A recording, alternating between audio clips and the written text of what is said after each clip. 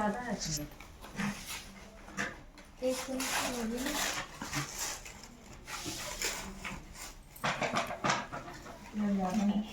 तो सब्सक्राइब कर लीजिए और बेल आइकन पर क्लिक जरूर कीजिए जिससे हमारे वीडियो के नोटिफिकेशन आपको मिलते रहे। एक राजा और रानी थी।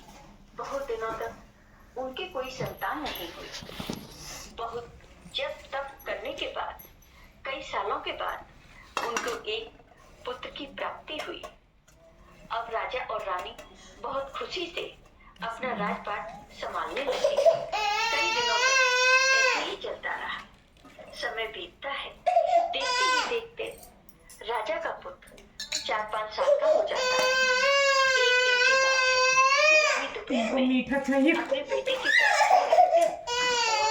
अलग से नहीं निकाल है दी होती सही रहता। बच्चे की नींद प्रसाद में दे सकती हूँ तो वह उठकर बाहर की ओर हाँ जाने लगा जो क्योंकि उसको बाहर जाने नहीं दिया जाता था। उसकी देखभाल की जाती थी।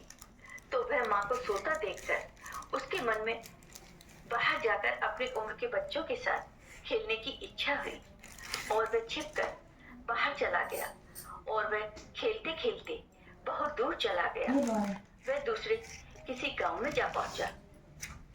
इधर जब रानी की नींद खुली तो वह अपने बच्चे को अपने पास न देखकर बहुत हैरान। फिर बच्चे की खोजबीन शुरू की गई लेकिन बहुत प्रयास करने के बाद भी बच्चा नहीं मिला। बच्चा न मिलने के कारण राजा और रानी बहुत दुखी रहने लगे। अब वह बच्चा उस गांव में एक ग्वाला के घर पहुंच गया। तो ग्वाले ने उस बच्चे को देखा और उससे पूछा, बेटा तुम कौन हो और कहां से आए हो? तो वह बच्चा अपने बारे में कुछ भी नहीं बता सका क्योंकि वह बच्चा अभी बहुत छोटा था। उसको कुछ भी पता नहीं था। वह केवल बच्चों के साथ खेलते खेलते उस गांव में पहुंच गया था। तो ग्वाला ने अपनी पत्नी से कहा, जब यह बच्चा अपना नाम पता नहीं बता पा रहा तो इसको अपने पास ही रख लो। जैसे हमारे 2 बच्चे हैं वैसे 3 रहेंगे। फिर बाद में देखेंगे, बाद में पता लगाएंगे कि यह बच्चा कहाँ से आया है और किसका है। अब इधर वह बालक ग्वाला के बच्चों के साथ घुल मिलकर खेलने लगा और कुछ दिन ऐसे ही बीत गए। एक दिन ग्वाला की नजर उस बच्चे के हाथ पर पड़ी तो उसने देखा कि उसके हाथ पे किसी का नाम लिखा हुआ है।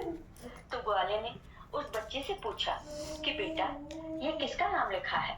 तो उस बच्चे ने कहा, ये हमारे पिताजी का नाम लिखा है। तो ग्वाला ने कहा, हम आपके पिताजी का नाम ढूंढते हुए आपको आपके घर पहुंचा देंगे। इधर जब राजा शिकार पर निकल जाते तो रानी रोज अपने बच्चे को इधर उधर ढूंढती क्योंकि माँ का हृदय था। वह दिन भर तड़पती अपने बच्चे की याद में और इधर उधर बाग बगीचे में देखती कि कहीं से मेरे बच्चे का कोई संदेश आ जाए। रानी यही सोचती। इतने दिनों के बाद एक संतान हुई भी तो मैंने लापरवाही में वह भी अपने हाथ से गवा दी।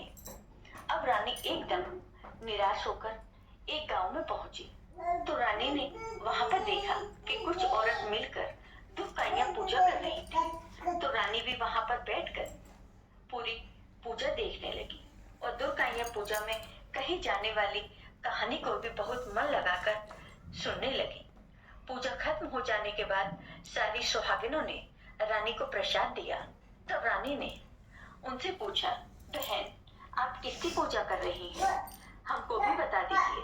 तब सभी सुहागिनों ने कहा, हम तुरंता माता की पूजा कर रहे हैं। तुरंता माता बहुत ही दयालु है। यह अपने भक्तों के संकट को क्षण मात्र में दूर कर देती है। बस ध्यान रखने वाली बात यह है कि जब आपकी मनोकामना तुरंता माता पूरी कर दे तो आपने जो कुछ पूजा मान रखा है वह तुरंत कर दे। मनोकामना पूर्ण होने के बाद तुरंत माता की पूजा तुरंत ही कर देनी चाहिए। उसको टालनी नहीं चाहिए। जैसा कि आपको नाम से ही पता चल रहा होगा, तुरंता माता। तो रानी ने अपने मन में सोचा कि अगर तुरंता माता हमारा बच्चा सकुशल वापस हमारे घर पर आ जाए तो हम भी इसी तरह सुहागिन को लेकर तुरंता माता की पूजा करेंगे। इधर रानी का यह मन्नत मांगना हुआ कि उधर ग्वाला बच्ची को लेकर उसके पिता की तलाश में निकल पड़ा। कई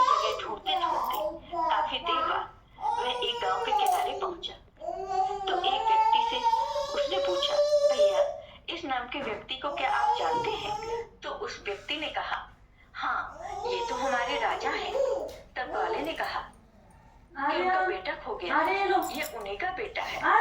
तब वह आदमी ग्वाले को लेकर ग्वाला बच्चे को लेकर महल पहुंचा तो राजा रानी ने अपने बच्चे को देखकर गले से लगा लिया और राजा और रानी अपने बच्चे से लिपट लिपट कर रोने लगे और बार बार ग्वाला को धन्यवाद करने लगे। फिर राजा ने पूछा, भाई इसको आपने कहाँ पाया? तो ग्वाला ने कहा, राजा साहब यह बालक घूमते घूमते हमारे गांव पहुंच गया था। तब हमने इसे आपका पता पूछा तो बालक कुछ नहीं बता सका।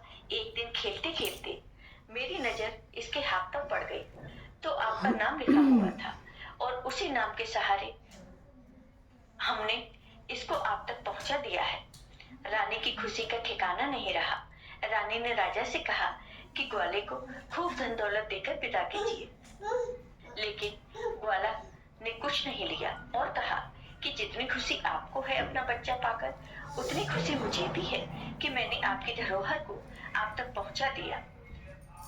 अंत में राजा ने ग्वाला को धन दौलत देकर विदा किया। अब रानी को यह तुरंत याद आ गया कि यह सब काम तुरंता माता का है, जिसकी पूजा उन्होंने कल मान रखी थी। रानी ने राजा से कहा, हमें तुरंता माता की पूजा करनी है। नगर की कुछ औरतों को निमंत्रण दीजिए और तुरंता माता की पूजा में लगने वाली सारी सामग्री इकट्ठी करवाइए। आज हम सब मिलकर तुरंता माता की पूजा विधि पूर्वक करेंगे। तुरंता माता की पूजा की सारी व्यवस्था की गई। सभी सुहागिनों ने मिलकर तुरंता माता की पूजा विधि विधान से की और तुरंता माता का गीत गाया।